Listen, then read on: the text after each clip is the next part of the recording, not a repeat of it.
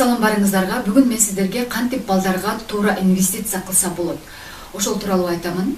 Видеону аягына чейин көрүңүздөр, сөзсүз түрдө сонун нерселерди айтамын.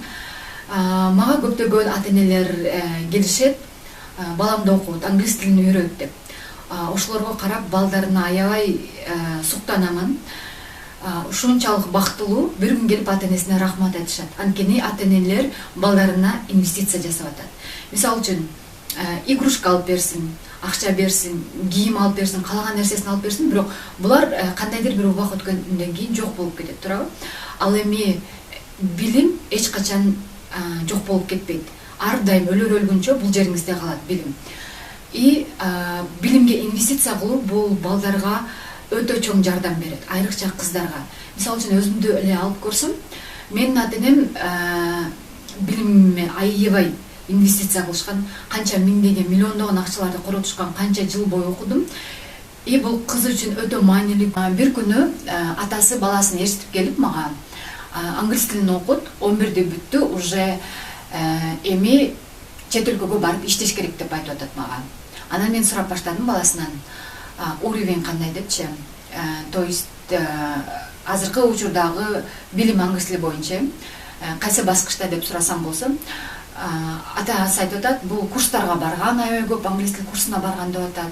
Андан кийин мектепте да англис тилин окуду, жакшы билет деп атат. Анан баласынан сурап баштасам, баласы айтып атат, 10го чейин санаганды билем. Апа, ата, ушул сыяктуу жөнөкөй сөздөрдү айтып атат. Билем десе, атасы болсо айтып атат, мен сени 11 жыл мектепте окуттум. Плюс сага англис тил курстарын сатып бердим. Сен үйрөнгөнүң ушулбу деп айтып, баласын ошол жерде урушуп атат. Бул жерде карасаңыздар, англис тилин курсту дагы туура тандоо керек. Кийинки видео ушул тууралуу болот. Эгер ошол видеону калтырбайын десеңиздер, подписаться баскычын басып коюңуздар. Сөзсүз түрдө видео чыгарамын. Кантип англис тилин туура тандаш керек? Кандай учурда кайсы курстан результат чыгат? Ошолорду айтып беремиз. Эми бул жерде караңыздар. Бала 11-классты бүттү, экзамендерди баарын тапшырып бүттү, бирок англис тилин билбейт.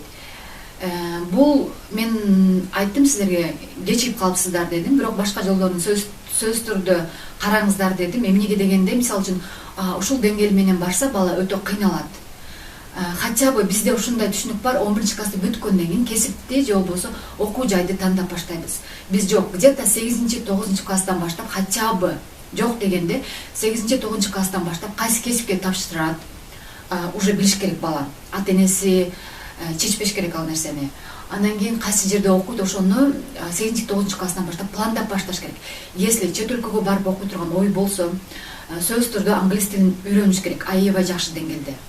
Мен ойлойт элем, эгер 8-9тан эмес, хотя бы 1-2, 3, 4 класстардан баштаса өтө жакшы болот. Көпчүлүк ойлошу мүмкүн, англис тили кереги жок деп.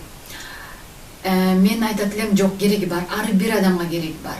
Если балаңыздын келечеги сизди кайдыгер калтырбаса, сөзсүз түрдө англис тилин үйрөтүшүңүз керек. Азыркы учурда көптөгөн кыздар, азыр салондун жаатында иштеген кыздар дагы англис тилин аябай көп үйрөнүп жатышат, вот акыркы время. Анткени англис тилисиз алар өзүнүн сферасында чет өлкөгө барып иштей албайт. Элементарно мына Дубайга барып, аябай көп адамдар, кыздар окуп жатышат, балдар, чоң эле 30, 40, 50 жаштан өткөн адамдар окуп жатышат. Эми окуунун эрте кечи жок, бирок жаштыгында канчалык жаш болсо ошончолук батыраак үйрөнөт, тилди батыраак кабыл алат. Кийинчерээк уже бир аз кыйналып калышат. Бирок мага келген ар бир адамда результат болот. Если мощный результат алам десеңиз, менин курстарыма келип жазылсаңыздар болот. Орундар чектелүү, индивидуально кабыл аламын. То есть өзүңүздөр жалгыз окусаңыздар болот. Мен болсо экранда, где-то ушул жерлеринде телефон номеримди калтырамын, WhatsApp'тан жазыңыздар. Ар бириңиздерди күтөм. Ийгилик барыңыздарга.